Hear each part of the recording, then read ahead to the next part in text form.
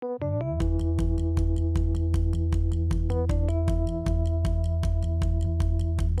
Claire, Oh, how how you are doing? you? Good. It's good to see you. How you doing? Need a few clones. I know that feeling, but I think you have such a more complicated thing going on there. At least we've only one state. I mean that's what I'm jealous of. You've got the equivalent of a federal system that Yeah, we don't have on this issue. So that we deal with 51 like jurisdictions plus territories, and the only luck you have is that you're dealing with one. yeah, no, I mean, but I think like other than that, I think it's like same problems. Like Well, they're so similar in many respects, and although I think you have. I mean, just watching from the outside, it always seems that you have a much better ability to make some really good demands. We're not even. I don't feel like in the U.S. you can make some of the demands that, or at least be successful in making demands that you are able to do in Ireland. Like you're going after a lot of records, which is great, and the yeah, entitlement to those records, and those are records you would probably never be able to touch here in the U.S. Well, at least not currently. I first met Claire McGettrick and Mary Steed a few years ago in Washington, D.C. We hung out at a conference, and Claire had a remarkable presentation essentially deconstructing how adopted people have been pathologized within and outside of the mental health industry. It blew me away. Claire and Mary are kind of rock star advocates in Ireland, and Mary has also been active in Bastard Nation in the United States for decades. In Ireland, however, a bill long in the making is now making its way through the Oireachtas, or the Irish legislative body, and at last count, advocates and others have proposed more than 2,000 amendments to that bill. I talked to Claire and Mary about this, about their advocacy work, and why we don't seem to demand as much in the US when compared to our counterparts in Ireland. This is What Next, the Adoptee Rights Podcast. I'm Gregory Luce, the Executive Director of Adoptees United and an adoptee rights lawyer. Each episode, we talk about the state of adoptee rights around the world. We feature legislative updates, interviews, legal developments, and the frequent absurdities and complications of being an adopted person, in the United States or wherever you are. This week, I sat down with Claire McGettrick and Mary Steed, two Irish-born adoptees who are doing incredible work in Ireland.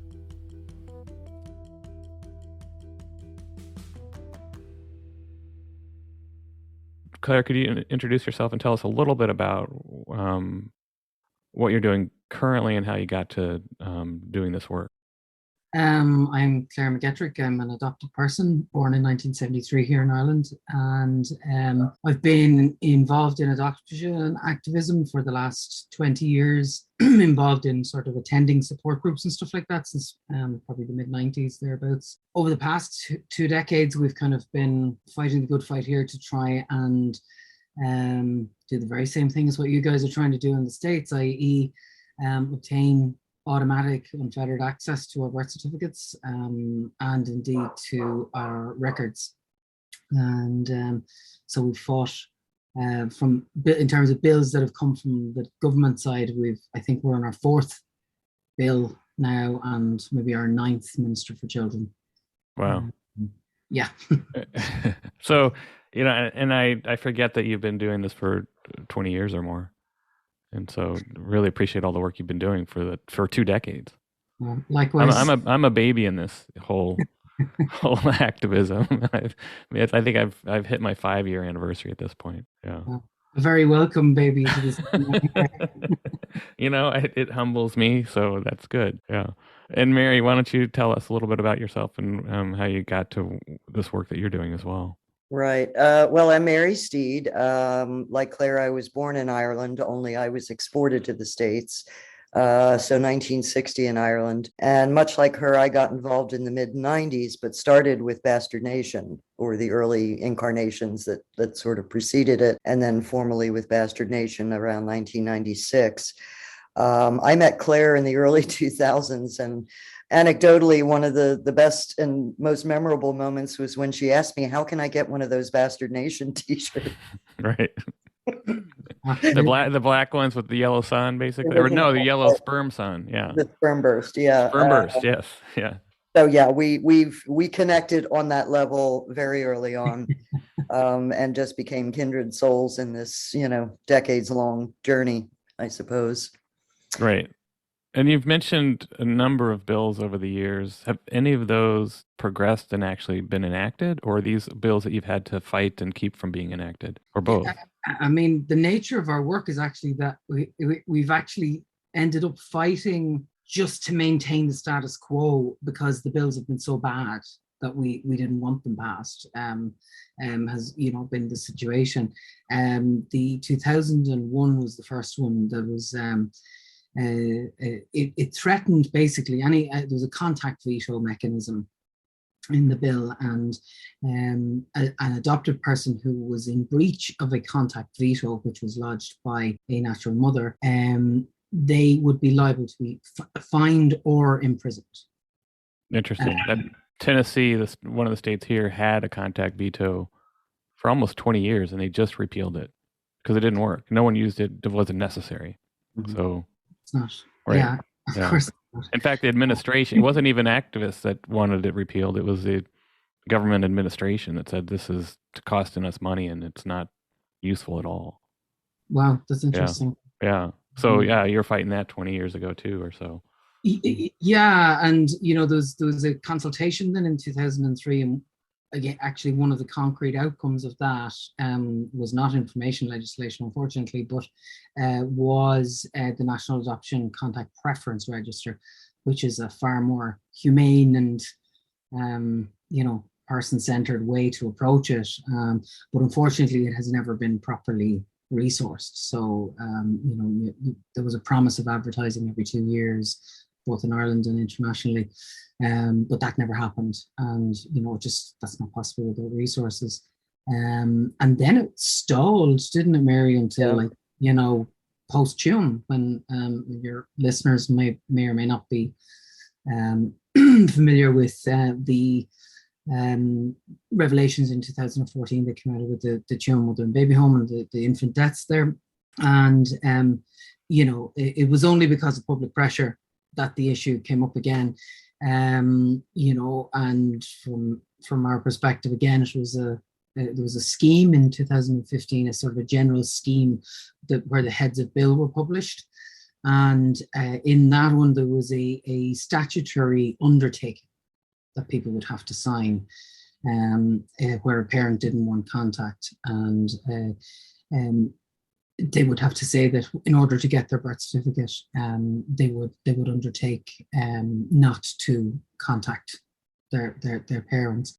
And actually, I don't think that was linked even to contact. I can't remember exactly, and there was also a what was called a compelling reasons ground in that bill, which was if a social worker or a state official felt that there were compelling reasons that might where the release of information to an adopted person would cause the death of a risk to life of the parent, that they would withhold the information, that they would withhold the birth certificate. Well, so wait, they used specific language of death.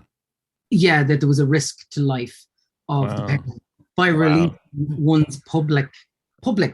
It's a public document. Yeah. You can walk in to our general register office here in Dublin and view the indexes to the registers and look up and see if Claire McGettrick had a child or Mary Steed had a child here.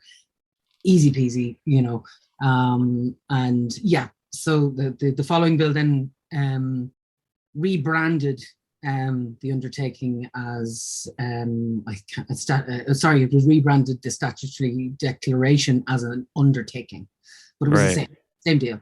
Yeah. And then there was that minister of the day, Minister Zappone, tried to rush it through in June 2019.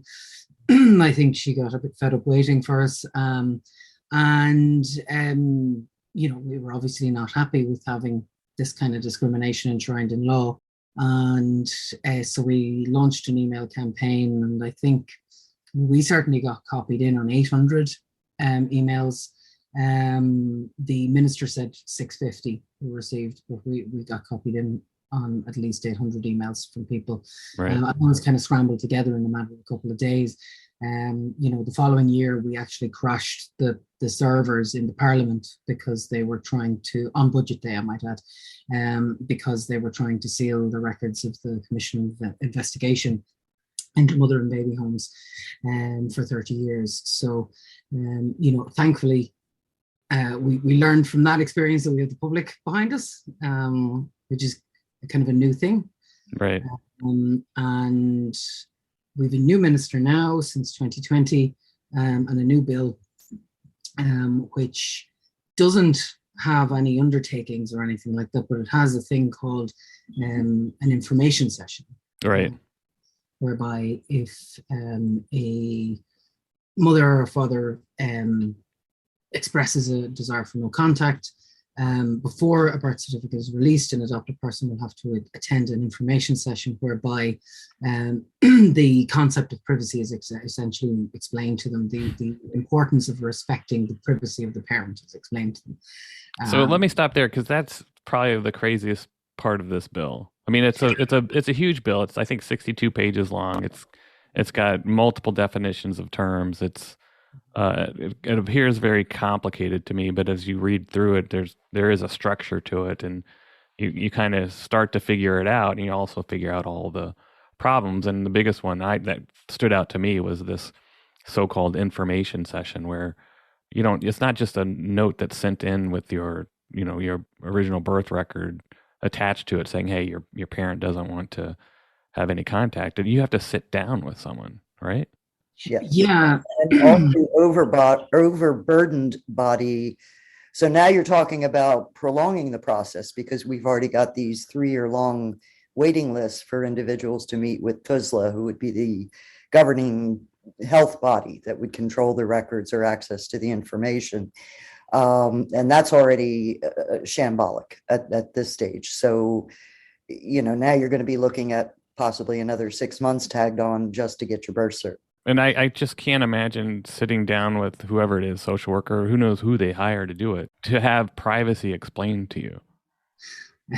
Yeah, I mean, the minister says that he has given us kind of concessions in this. So they published the general scheme of the bill last year. And there was what we have here is sometimes we have pre-legislative scrutiny. Right. Mary and myself and other colleagues fed into that process. And the original design was to sit down in front of a social worker. And, we argued very strongly that, that as a concept, it wasn't a flyer, unless you were going to frame it as like for something for everybody. If you're getting your records, for example, and somebody wants, not as a mandatory thing, if somebody wants to sit down and have their records explained to them, what does this abbreviation mean? What does, a service for us, not a protective mechanism to stop us from being stupid, Right. And so the minister's concessions this time around is that it can be over the phone and it doesn't have to be a social worker. All he's done is change the format, not the intent, Right. not the determination. And so like, and again, we're talking about a public document here, a public Right. document. Yeah, and I think most people in the U.S. don't realize what Ireland has, and that is these are all birth certificates or birth records are publicly available. You can go into the authority that holds them and look through them. You could, I assume, look through them around the date of birth that you have for yourself and try to eliminate some from who you may be, and ultimately come up with who you were. That's what we've been doing since the 90s.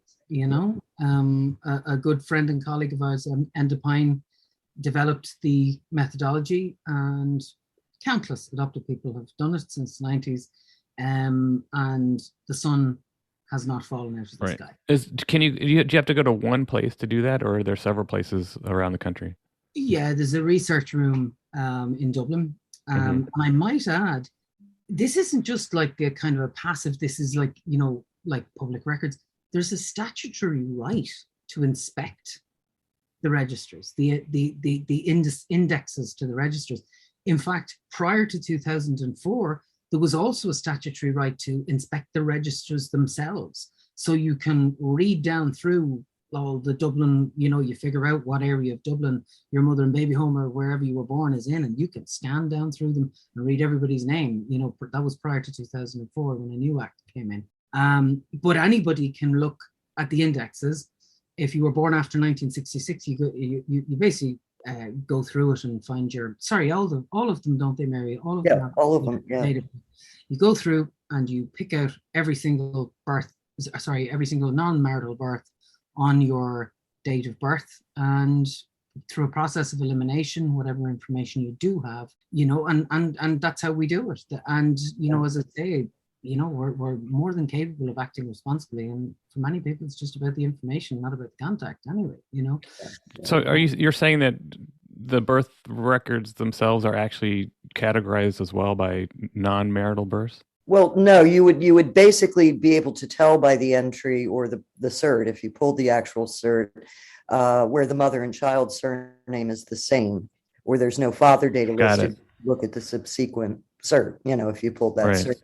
But even in the indices, you can tell that. If you go on Ancestry today and you look at the Irish indexes that are available up through 1957, you can tell because the mother and the child's surname are the same. Right. Where she would be listed by her maiden name if it was a marital birth, and the child would have the father's surname. Okay, that makes sense. Post 66, the only thing that changed there was they went to an annual volume system rather than quarters. Used to be quarters up till I think it was 66 or 67. But either way, it's the same methodology, And it sounds like some of these are digitized, some are not. Well, yeah, I mean, pre, I think it's 1922, because they do it in, am I correct, on Irish genealogy, you can look at the actual birth entries. Births over 100 years, marriages over 75, and deaths over 50. Right. And then Ancestry, you have up to 57 for the indices. So you have the mother's name, child's name, year, quarter of birth, but you wouldn't have the actual image behind it. It wouldn't be an image of the birth cert. But you could then email the GRO and say, I need the cert from volume number, blah, blah, blah, page number, and it just makes their job that much easier to pull it for you. Is it just a nominal cost as well? I think €5, something like that. Yeah, I mean, it can get pricey if you're kind of, if you're fishing in a big pond, but like, the fact of the matter is, and that is the only prerequisite. There are no restrictions. There are no, they don't sit you down and talk about privacy to the no, and adopted people included, I might add, yeah.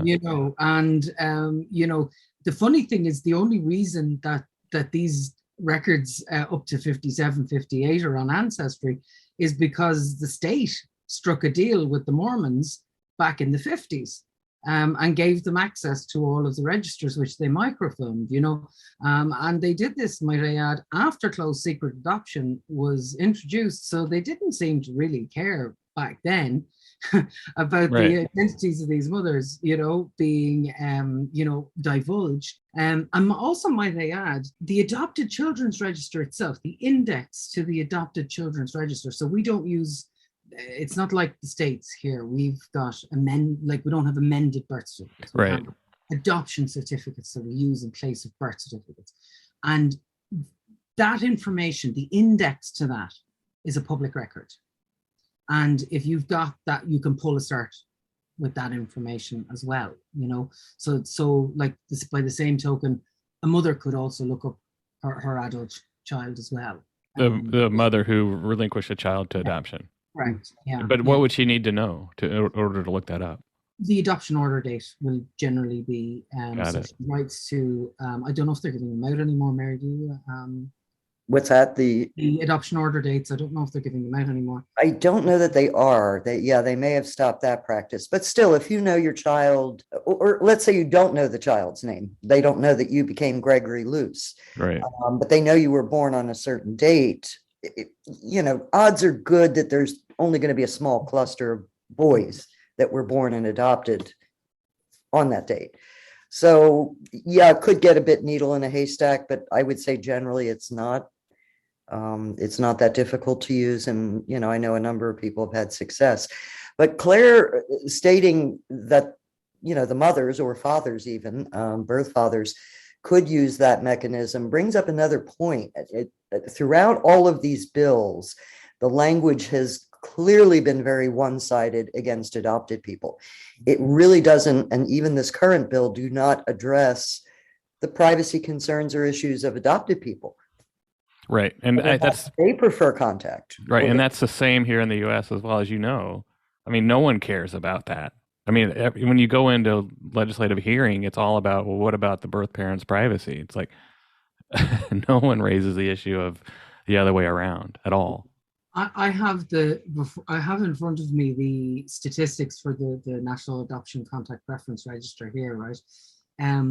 The amount of mothers, so the total number of mothers in the register parents in the register is 2,942. Only 99 parents were willing to have no contact and were willing to share no information. 57 of them didn't want contact, but were willing to share information. In contrast, there are 9,867 adopted people on the register, but 899 of them don't want contact but are willing to share information. 223 want no contact and don't want to share information. So there's a vast difference. Actually, far more adopted people chose, as a percentage, no contact. Right. I can actually see why too. And also, I mean, this whole issue of contact sort of gets ahead of what we're really looking at. Right. I mean, I think if you approach, and this is what happens in the States, I assume it's what influences what happens there, is that you're approached by, let's say, a government authority whose job is to try to find a birth parent to determine if they'll consent to release a record. That birth parent immediately thinks about contact. That's all they think about, not the release of the information or what the adopted person may do with that information. But I don't want to be contacted. This is too abrupt for me to think about, and suddenly they've slapped on a requirement that you can't contact them. So I think it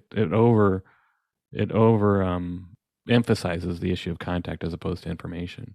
And I imagine that's what's happening with the adoptive people who when it comes down to contact, it's a lot different than information. Absolutely. And and there's a tendency to pit us against each other, Right. The way that this bill is framed, and the way the media was briefed, the day before the bill was published, in advance of a single adopted person getting sight of it, by the way, was basically, adopted people getting access to birth certificates, which all of us are not getting on that unfettered access. Right. Despite mothers' wishes, basically, right. Like, and the inference is, are you happy now? You've got the mothers frightened. They're all terrified now of you, but so we have to have this information session to make sure you behave yourselves. But what, most of the people involved in the drafting of this legislation, I would wager, have probably never met a single mother in their lives. Mm-hmm. And like, what about their information rights? What about and I know we were talking a little bit before we started, Greg, about GDPR and about records here.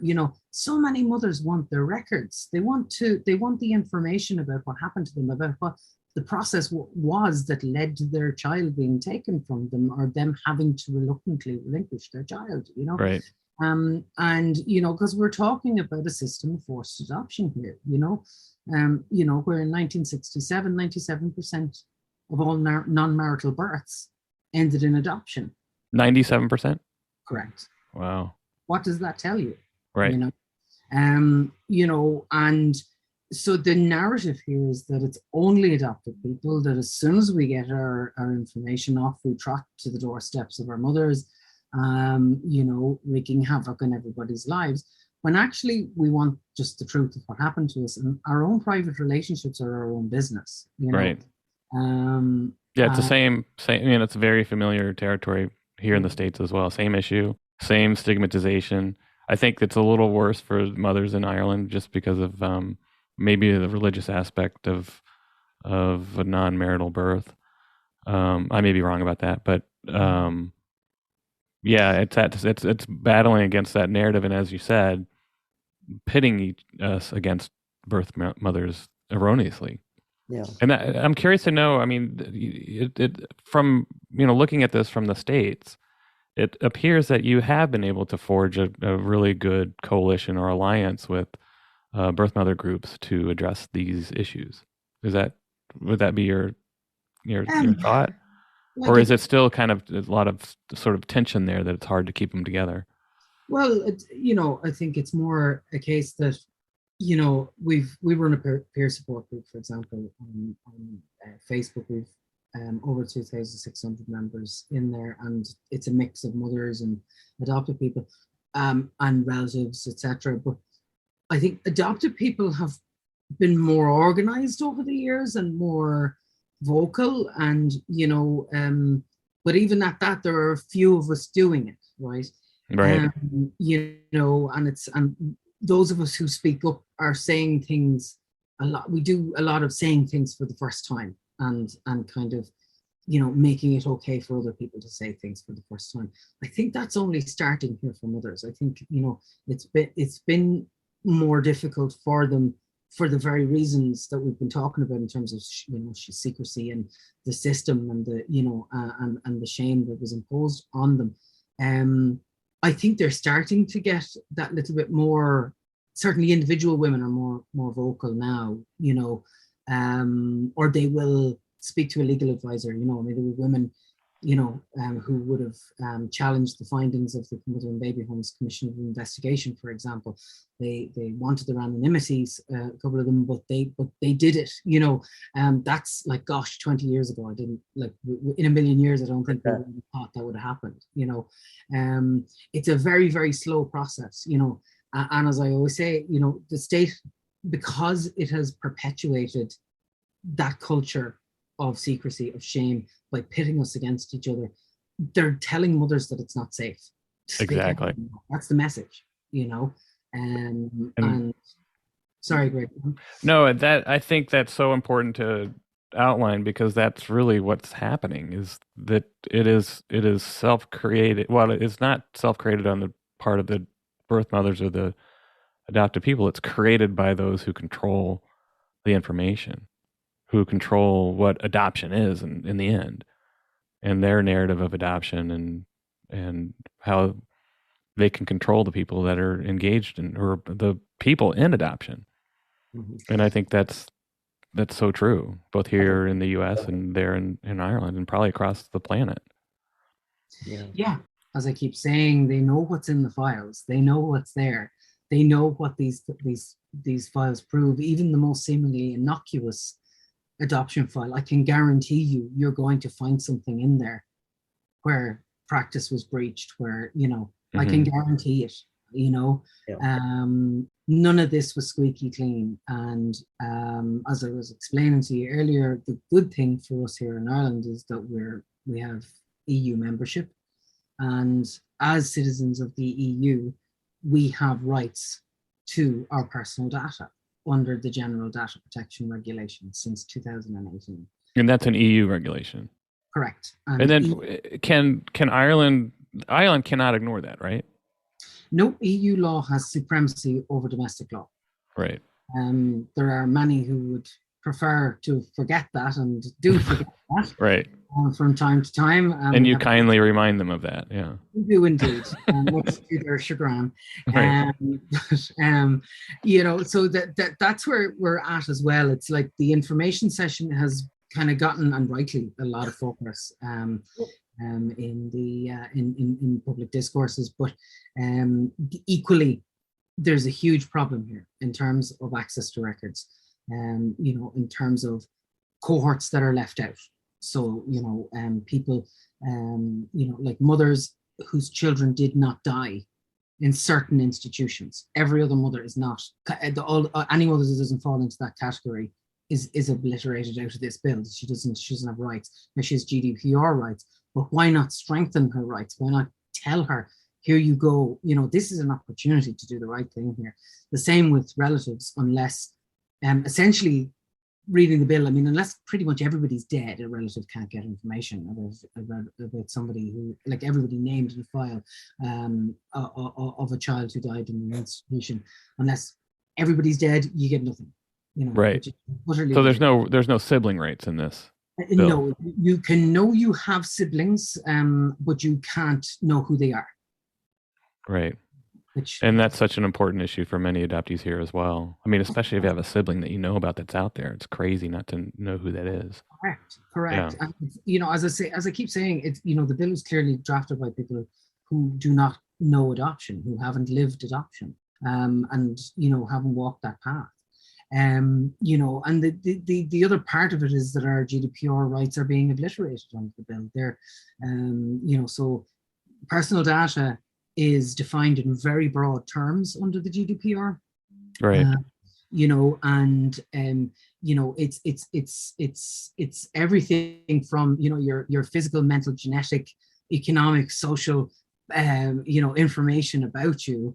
It's very, very all encompassing, you know, but instead of kind of going just with that, which they do mention it, they kind of break down the different categories of data into these clunky little categories that have time limits on them. So, you know, care information, for example, stops at the time that care information only covers records up to the time you're adopted. So after you were adopted, no information about your care. Well, you know, what if you were abused by your adoptive parents? Right. What if you were, you know, what if you were in a couple of foster placements before adoption? What if you were, you know, or if your adoption broke down, you went to another adoption?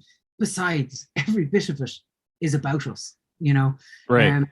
You know, every early life information is the same. It stops at the point that a person is adopted. But what if your mother wrote when you were 5 or 6, looking to talk to see what happened to you? Like, is that not important? Of course it's important. Is that not our personal data? Of course it's our personal data, you know. Right. Every single shred of paper in the file, apart from something private like your mother's records, you know, is your personal data, because it all led up to the point where you became who you are in your adoptive identity. And so everything, you know, at a flick of a pen, I could have been Katrina Palmer, you know, and Katrina Palmer could have been me. Right. You know, we were born within a year of each other and were adopted like from the same place. Right. We could have had each other's lives. So therefore, and my argument is always that we deserve to have absolutely every piece of information that just demonstrates the decision-making process that led to our adoption, apart from any illegalities, you know. I'm glad to hear that addressed so broadly, because that's a radical idea in the U.S. Wouldn't you say, Mary, that a radical idea that you're entitled to all your information, including the agency files, for instance? Oh, I mean, it would be radical here in the U.S. Absolutely. Yeah. And I mean, I can tell you with great certainty that as a mother, I still cannot get information out of Catholic Charities regarding my own care and treatment. Right. In Philadelphia in 1978. Are you even allowed to get the, you know, people may not know that you are a birth mother who relinquished a child. And I think you're in reunion as well. Mm-hmm. Yeah. Yeah. But are you able to even get that birth record in which you essentially signed it and are named on it? I have not applied for it. I've not actually attempted it, to be honest. My daughter did, obviously. She got her arts and crafts with little... Oh, Pennsylvania, yeah. Yeah, the little lovely award frame type thing around it. It was, oh my God, it was an embarrassment. And it was accurate. You know, I will give it credit for that. But it was not her birth cert. It's not her original Pennsylvania birth cert. But no, I have not tried to get that document on my own, and that would be an interesting exercise. I can't recall it. I don't think you can under that current bill. I don't think so. Yeah. No. Yeah, which is always interesting. Again, pitting adoptees against birth parents in some ways. What's so interesting about your issues in Ireland as well is that it makes national news, doesn't it? Well, yeah, it's a small country. Well, but still, it's, I mean, big enough. And so I'm jealous that you are able to have this issue in the national limelight. I mean, it's been a long road. I'll tell you that, Greg. It was harder to make national news, you know, 20 years ago, I think, on it. Like there would have like Pre-Tomb, definitely. Pre-Tomb. Well, yeah, it was that sort of the impetus for all of this started to roll. I mean, I always think there's a little bit of luck in how these things develop, and you call it luck or you call it, circumstances, but Yeah. some event changes the narrative and changes how There you view it. have been breakthrough moments. For example, when they discovered the Banished, that became big international news. Right. Maybe not to the level of Tomb, but it certainly perked up a few ears in the United States because it impacted people who were now U.S. citizens, and people went, "Whoa, they walk among us." This is interesting. But yeah, I think it's been difficult to get even reporters in Ireland to pick it up sometimes, certain one, not always. Right. I think, in fairness to Claire, you probably did more than anybody, just between our work with adoption rights and then the Magdalens, to develop really good press contacts too. That's also very helpful, is cultivating good people that you trust in the media who can get it out to a wider audience. And they trust you as well. I mean, that's also important. You're giving them the straight scoop, and you're not trying to spin it. No, we're not into hyperbole or exposing or traumatizing survivors. When you have an ethos, I think that does make a difference. Right. I mean, I think Tomb had another effect, though, in terms of there's this mad focus at the moment on the institutional here. And that's not me, my way of kind of saying that it wasn't bad to be in institutions, to be confined in institutions. Of course it was, but it's at the expense of understanding the entire system. Right. And I can see that. It didn't actually matter where you gave birth or the circumstances, or whether you had money or you didn't have money. Chances are, if you gave birth prior to the mid 80s in Ireland, you weren't going to get to keep your kid, and there's a whole plethora of reasons as to why that is the case.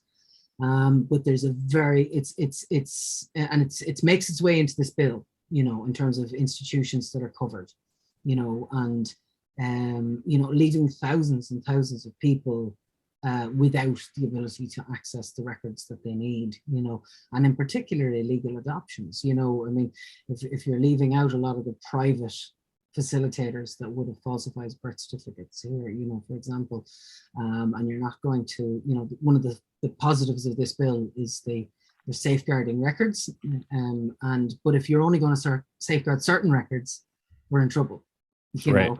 Especially when you've got people's attics with little bits of records in them, and they wonder whether there's going to be any illegality in those records, and suddenly there's a bonfire. And I'm not exaggerating when I say that. And we've heard on the grapevine that there have been fires with, and not of the miraculous kind, imaginary miraculous kind in convents.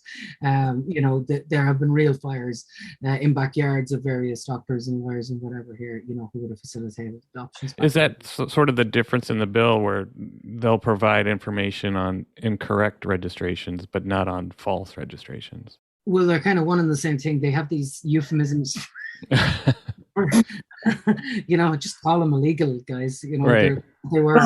So incorrect is like a very nice way to say something that's not very good, right? Yeah. I mean, here's where it gets dangerous, though. Seriously, and this is excerpted in our own, compilation of flaws that we found in this bill.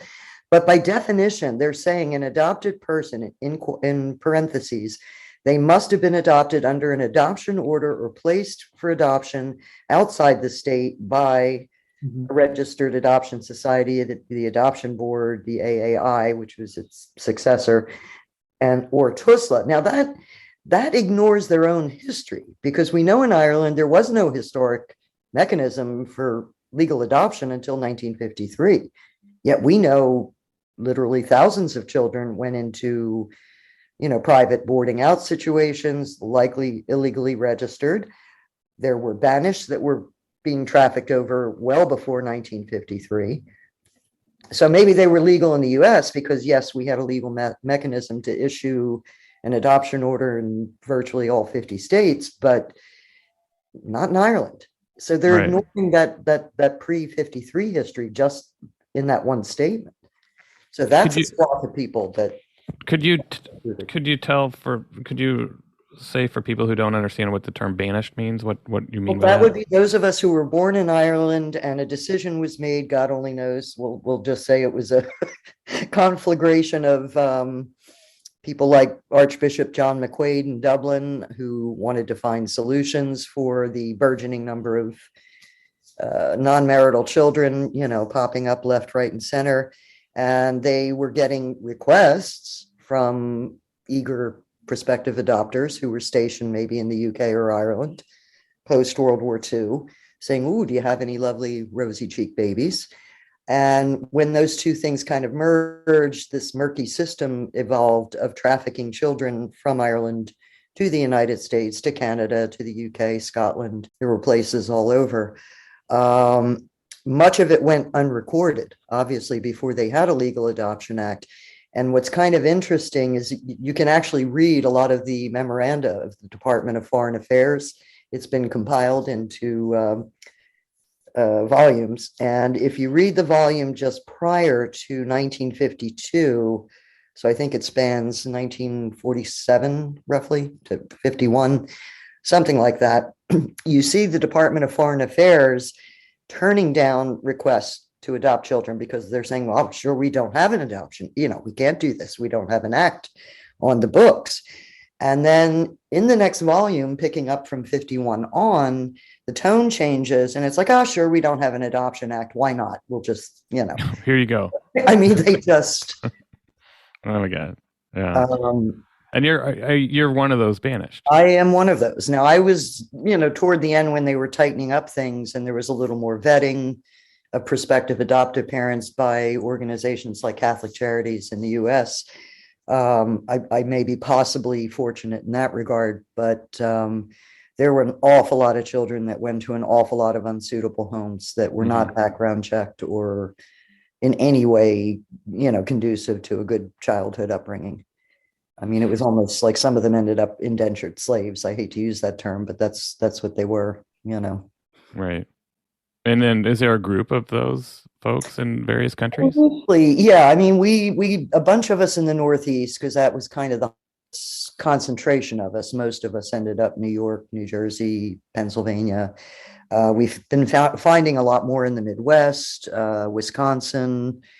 We're all over. We had one fellow sent to Alaska, literally every state except for Florida. Florida, apparently there was an archbishop or bishop or cardinal in Miami who didn't want to get involved. He thought the whole thing stunk from top to bottom. Interesting. And just said, yeah, no, please don't send any here. Now, there may have been a couple that slipped into Florida just by virtue of the adopted parents moving, but every state was impacted by it. I mean, we started kind of identifying and getting together virtually and then in person. We'd hold meetups in New York and Philly and places like that over the years, but again, very loose. Right. A lot of us are getting older now, so it's harder. Right. Get everybody together. So did you both go through the process that Claire talked about of going through the birth records, the public birth records? And what did you find when you did? Here's another level of sort of discrimination, if you will, between adopted people in or from Ireland. So if you're the bog standard in-country adopted Irish person, you don't know your birth name unless you somehow luck into it through pure, investigative work. Or you go the back channel way and try to work into your birth cert based on date of birth and that sort of thing. Those of us who were sent to the US were generally left with a paper trail that stretched from Shannon, to wherever we ended up. So under US FOI, you could request a copy of your immigration file, and contained within that would be a copy of your Irish original birth cert. Plus, we would have a passport in our birth name, maybe some correspondence back and forth, between the agency that handled it in Ireland. So we kind of start out the gate with a whole lot more information than our compatriots in Ireland would. Right. So And there's I this and I parity, and I found that true with intercountry adoptees to the U.S. as well. I mean, in they general, right? often have a lot more information about birth and initial care than domestic adoptees can get. Not Right. always. I mean, it may not always be Yeah, it correct, depends, right? and it may not. There may be some redacted info, which is actually a really interesting issue because we always talk about birth records here are considered a state level issue and it's not a federal issue. But if there's a redaction of a birth record in a immigration file, that Mhm. becomes a federal issue, and whether Right. that person can try to change that on a federal level is an interesting thing that I'm looking into now, because they regularly do redact some information in some of these USCIS files, and I'd love to make this a federal issue if we can. We'll see. Yeah, I'll have to look back through my own. I don't recall that there were any redactions. Now, bear in mind, I got mine back in the old paper days, before they'd even gone to CDs and Right. that sort of thing. But I still have it. And I don't, as I said, I don't recall any names or anything being redacted. I'm pretty sure they gave me a full file. Right. Yeah, normally what I see is it's probably redacting of sometimes tax returns, but you never know. So I've never really challenged it on behalf of a client because they got the information they needed for immigration. Right. It's a different story on getting the information for purposes of obtaining the truth. Yeah, and so that's something that will be interesting to look at and try to develop. Yeah. If there's any kind of federal avenue to address the redaction of birth records. I don't know. We'll have to see. It's interesting. And Claire, you went through that whole process too that you talked about looking through the birth records. No, I actually went to. I was early enough to search, so I was like 20. So this was back in 1993. So I actually reunited first through the agency, and and obviously found out my original name that way. I was green as the grass is long. I hadn't a clue that I could have gone another way and gone my own way about it. So I just it would be a few years before I discovered that the bastards here were getting organized. But so like yeah, and so my kind of it's all very tame. My early sort of stuff, where I'm almost grateful for what I was being handed. My battle ever since has been to get my file, and even though I'm now 29 years this year into reunion, they're still redacting stuff from my file. They've only this year stopped redacting my mother's name, which I give them every time. I've always found that so crazy. It's like, okay, I'll just fill in the blank then, or write it in white pen over the black box. Yeah. Mine was actually redacted in, I think it was one or two of the documents I got through the Commission of Archive. I did a GDPR request to the minister's department, and there were 2 pages where my mother's name had been redacted. Right. Yeah. It's like, how does that do anything? I think Claire, I met both of you actually in person, which is great, in Washington, D.C. as part of an AAC conference. And I went to your presentation, Claire, and I believe you had copies of some of the redacted documents were just unbelievable, like entire pages, right? This was the examples I think I was using in DC were sort of pre-GDPR. So prior to GDPR, we had data protection acts that we would apply under. So there was a data protection commission where we had fewer sort of rights in terms of complaint and whatever. So, and sort of it wasn't clearly set out in law what you're entitled to.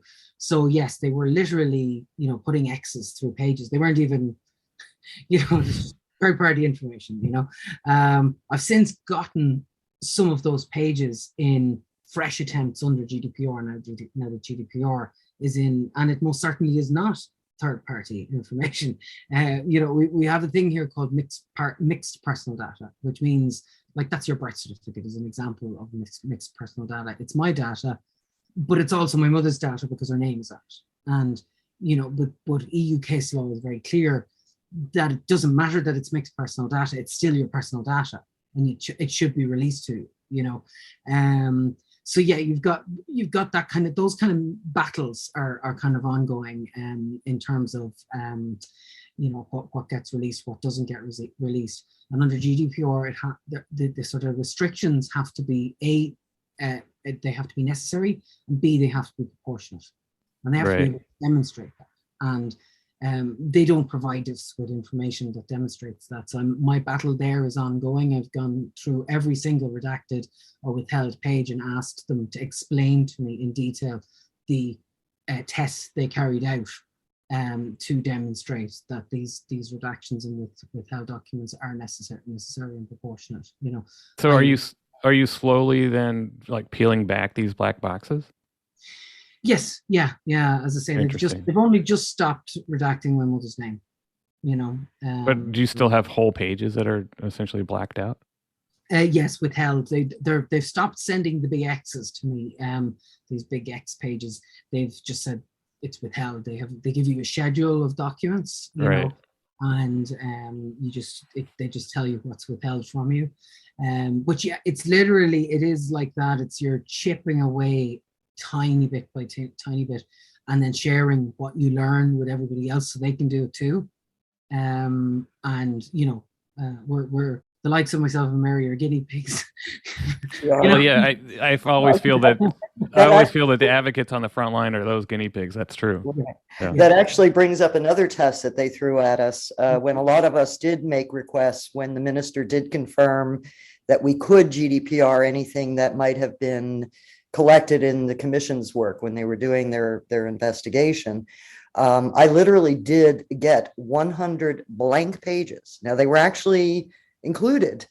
So somebody took a sheet of paper, put it over top of another sheet of paper and scanned it.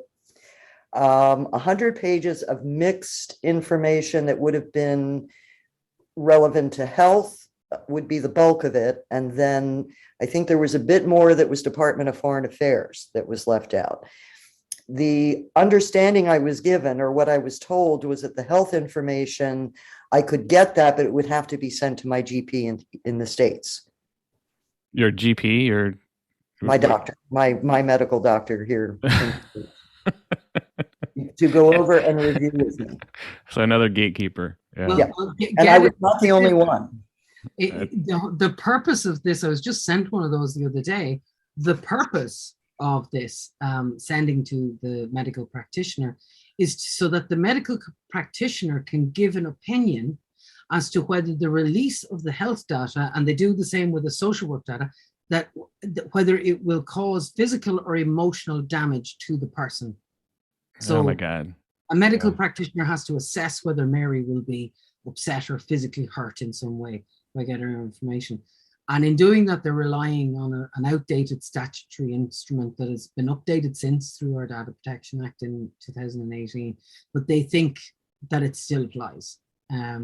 And it simply doesn't, and our legal advice is very clear on that. So again, it's kind of, there are many little battles going on that kind of front. Would this bill result in you getting unredacted records, the ones that you've requested already? And you see, the way the bill is set out, I don't know. I mean, I how it would play out in practice, I don't know. Right. I think what would probably happen, my hunch, is that I would end up getting what I already have, to be honest, and that the records that have been withheld or heavily redacted, I think they would still be held back, just on a hunch from the way they've defined the information. Interesting. And that's actually an interesting question. I'm gonna probably go off now and and look at my schedule. What are you gonna get now exactly? Yeah. And see. It is. It's a fascinating question because I mean, this bill is just so cumbersome, and I wouldn't know what they would give additionally, or maybe withhold even more. Right. That would be a funny test to find out that, you get this legislation passed and you go back and re-request, make new requests for your information, and all of a sudden find you got less than you had prior to the legislation, Correct. Right. Yeah. And also, when too much is left open to to interpretation, and when the interpretation is being done by an organization like our child and family agency here is called TUSLA. And, right. The management there, I'm not talking about the majority of rank and file social workers, management in TUSLA, I've no qualms about saying it, highly prejudicial against adopted people in particular. They consult amongst themselves to discuss what harms might be caused and risks might be caused by the release of information to us. Just last week, there was a job advertised for a person, an intake manager in this whole area of information tracing. I think I saw this. You put it on Twitter. Yeah. Go ahead. And one of the requirements was that that they be able to deal with clients, some of whom may be very distressed. I saw that. Yeah. Really. And this is really about adopted people, right? Yeah. And I think mothers, maybe birth. Yeah. Like it's the needy bastard, who's going to run up to the doorstep, but it's the terrified mother, as well. I think there's a play or a movie in there, actually. Mhm. And I've said this many times before. There needs to be a movie where you're sitting there with the social worker with your entire file, and instead of just sort of kowtowing to whatever they tell you can have or not have, you just steal the file and run out the door. Run out the door. Yeah. I think we've all been that soldier, Greg. Yeah. Right. Well, Secrets and Lies, Mike Lee's Secrets and Lies, if you haven't seen that movie yet. I have not seen it. I need to see it. I know that Bastard Nation had one of their early rallies was around They went that movie. to the Oscars for that one. Yeah. Marion Jean-Baptiste's character has her whole file in front of her. And it's kind of, yeah.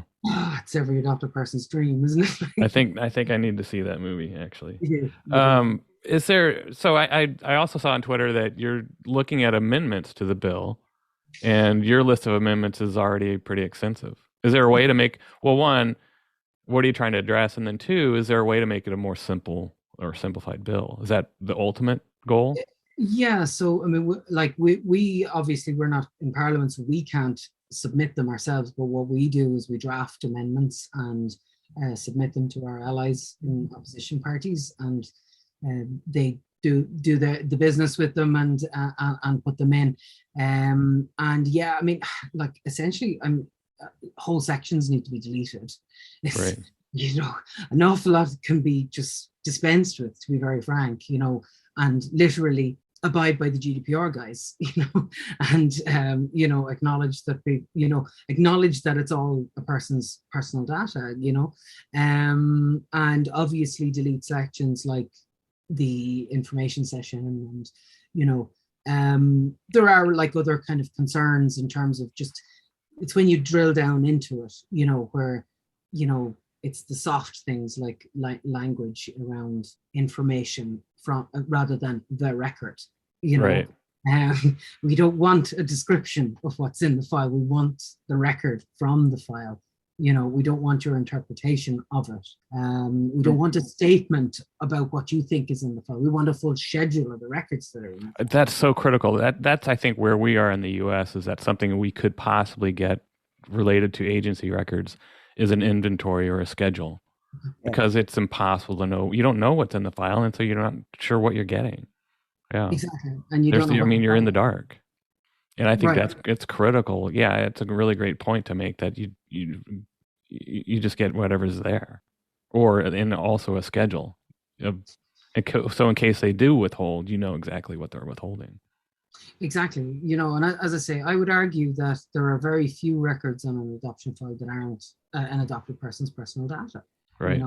Without us, there's no file.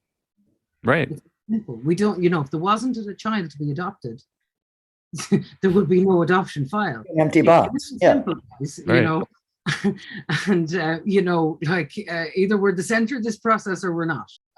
And that's the ultimate goal, because I think that's where, if we have records, we understand the system. We understand, well, how were these decisions made? And by the way, the other very important aspect, speaking of the system, administrative records. Yes, So I was these are just going to say that. Yes. there you go. I mean, Explain what those are.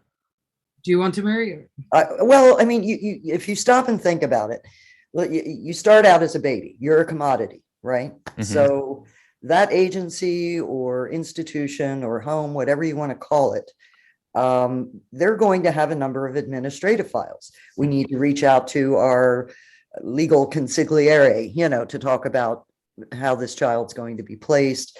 There might be correspondence going back and forth between the adopting party and the agency. There could be discussions with other agencies. We had children that were moved pillar to post in some cases in Ireland that went from one mother baby institution to another. Well, how did that happen? There had to be some layer of files or a system that allowed that to happen. Mothers being moved, a mother being sent from a mother baby institution to, for example, a Magdalene Laundry, because maybe they were afraid she was acting up and was going to do a runner and take the baby with her on a boat to England. All of those files still pertain to us. Mm-hmm. And, those I find are the most valuable files because that's where you're always wondering, where was I? Or how did I get from there to here? Right.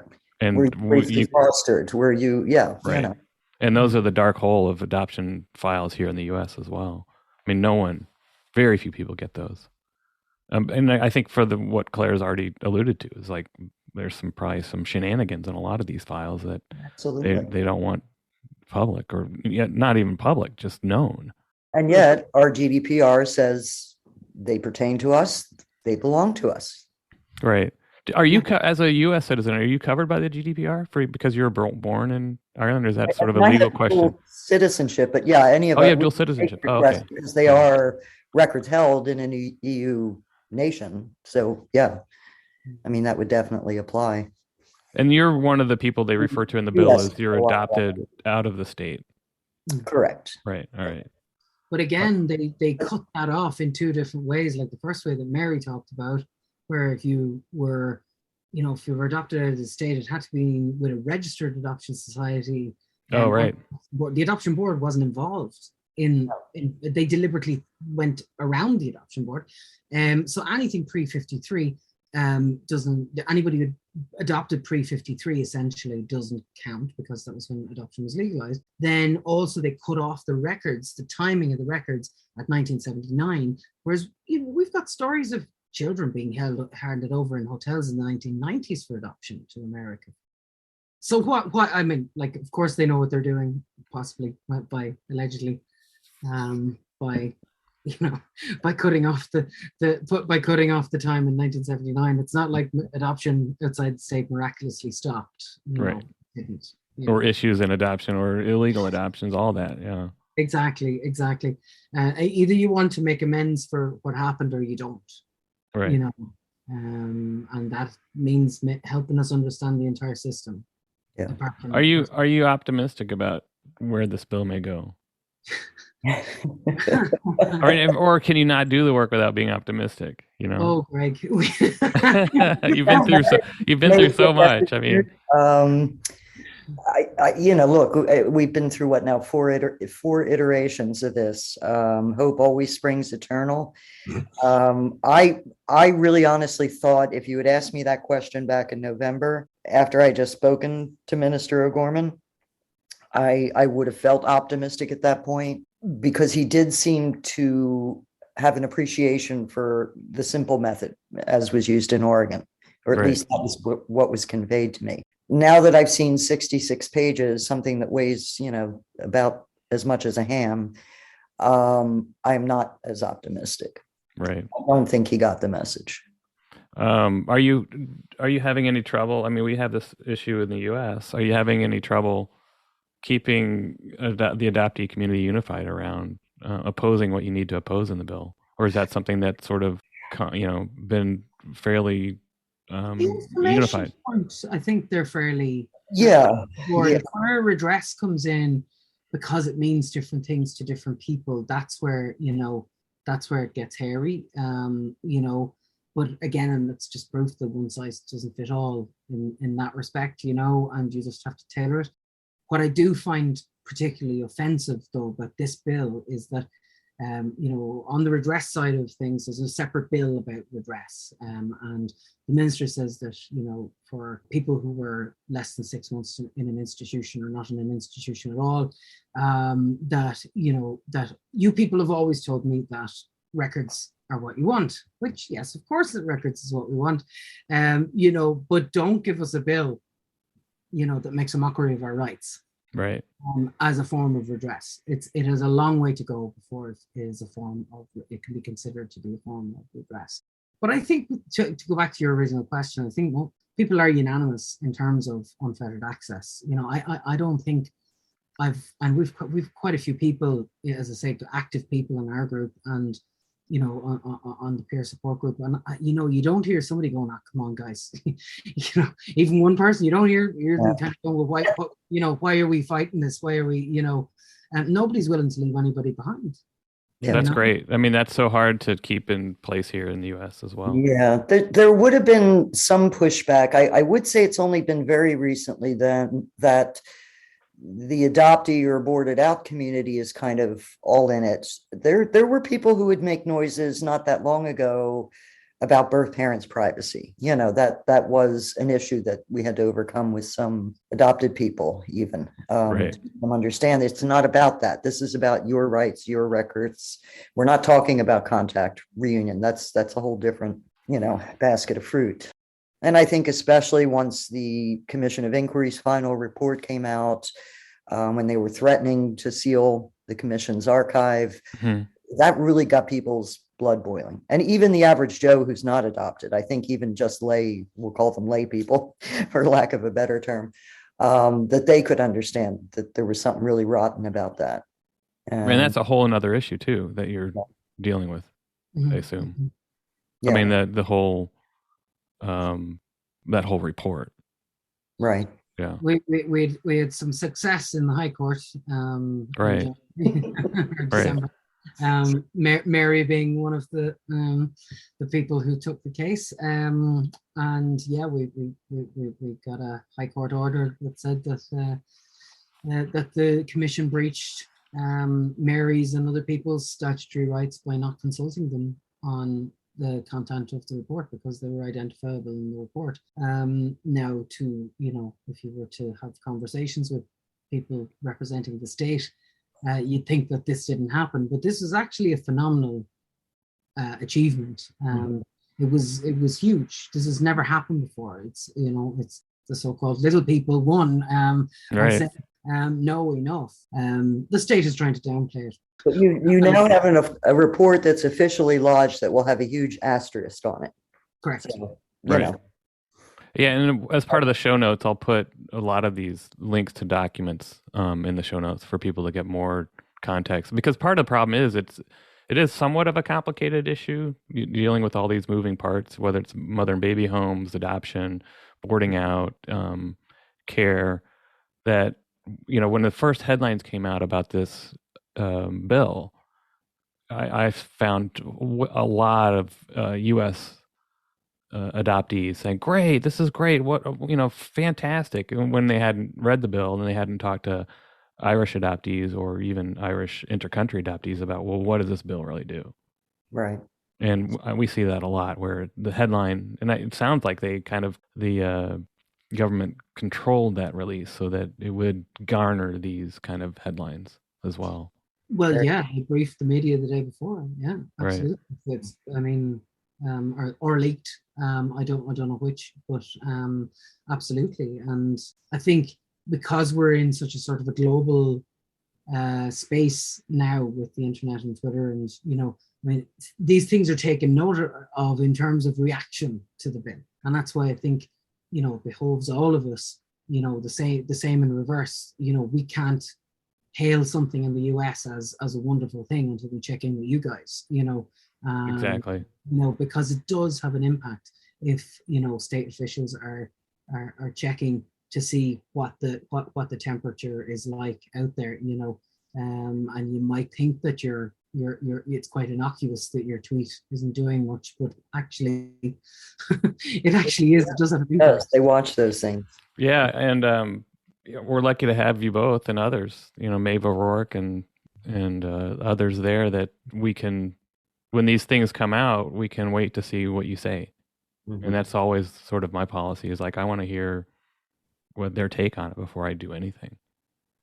Well, I think that goes both ways. I think it's nice now that we've matured, all of us, to a point where we've recognized, look, we need legal help. We need the legal experts, people like yourself, people like Maeve, who have that training and who can read through these onerous, horrible 50-pound documents, and try to make sense of them for us. And people like Claire who understand the system and the social work aspect of it and the psychology of it.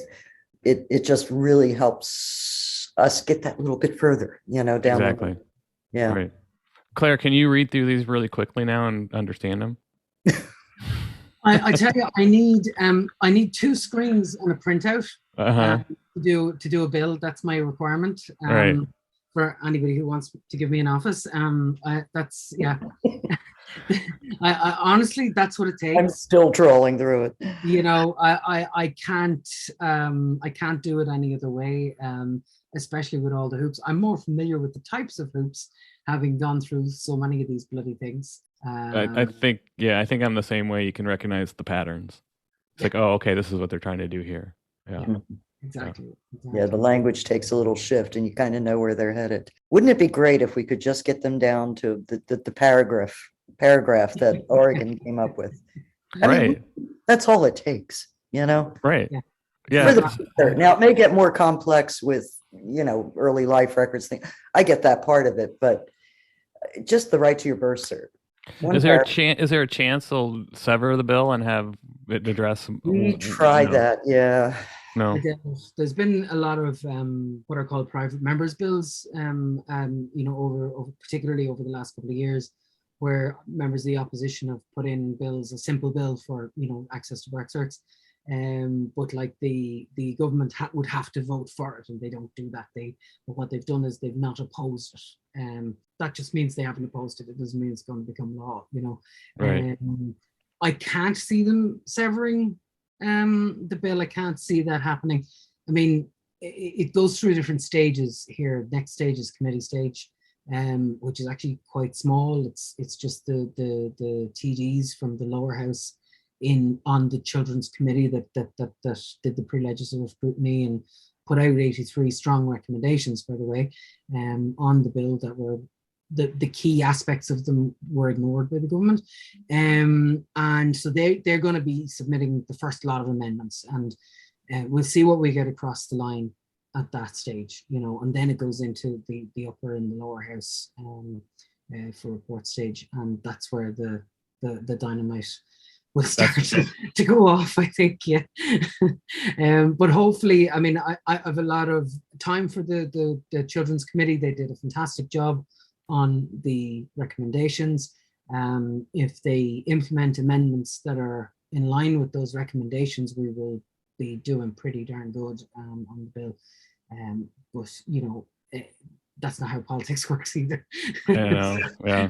Well, I'm always optimistic, and it's easy to be optimistic when you're looking at it from the outside as well. But I know it's a lot of hard work ahead, and probably some very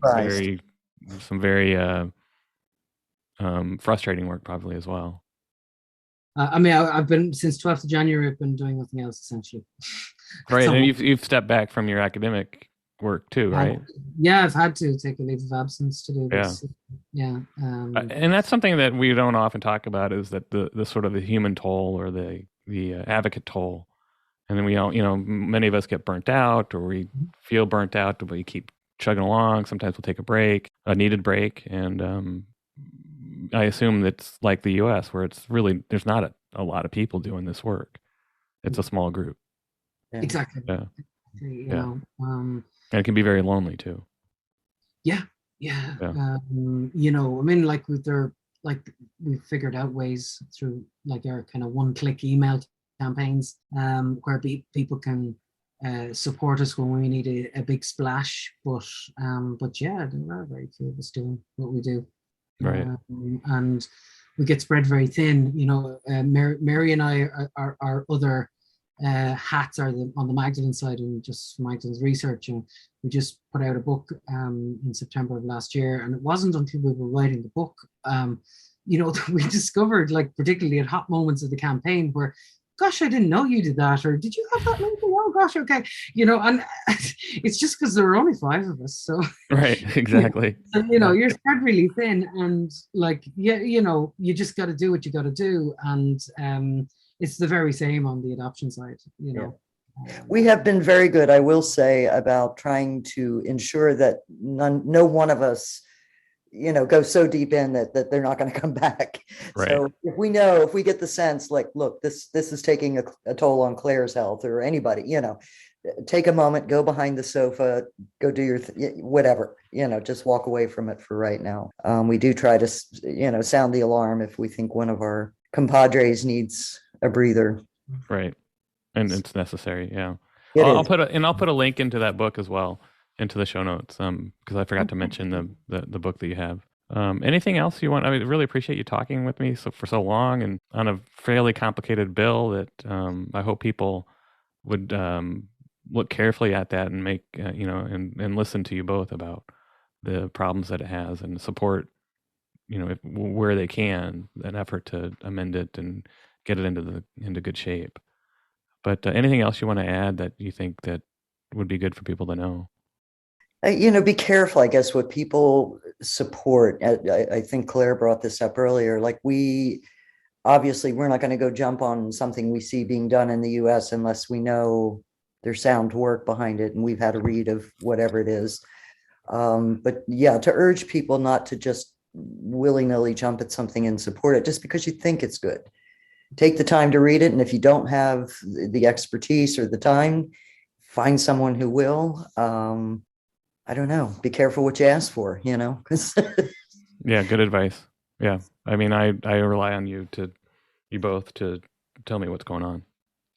And leave no one behind. Right. Exactly. And US adopted people start getting radical about looking for your records. I agree. I take inspiration from what you all are doing, and in fact, I testified in Wisconsin's state assembly the other day, and I took a much broader, not a radical approach, or maybe people consider it radical, but a much broader approach to the issue, and inspired by what you're trying to do in Ireland as well. It shouldn't be a radical idea, guys. No. I think we're so beaten down that we don't deserve any information that will take the crumbs, and that's unfortunate. Yeah, we got to stop taking crumbs. Mm-hmm. Yeah. It was an injustice. It was an abuse. It was a human rights abuse. Right. Shouldn't you have everything? Exactly. Yep. Well, it's great talking to you both. Thank you, Appreciate Greg. it. Stay up to speed on what's happening in the world of adoptee rights at adopteesunited.org/legislation. And sign up for the What Next newsletter. Every Tuesday, we send out the show notes as well as any updates and legislative developments around adoptee rights. You can sign up for the newsletter at adopteesunited.org/whatnext. What Next is a production of Adoptees United, Inc., a national nonprofit organization with an unwavering commitment to equality for all adopted people. It is written and produced by me, Gregory Luce, with the financial support of the many people who contribute to Adoptees United. We are a 501c3 charitable organization, and all donations are tax deductible. We'd love for you to follow, subscribe, and listen to us each week wherever you get your podcasts. Consider making a donation to Adoptees United at adopteesunited.org/donate. It'll help us keep this going. Thanks. We'll talk to you next week.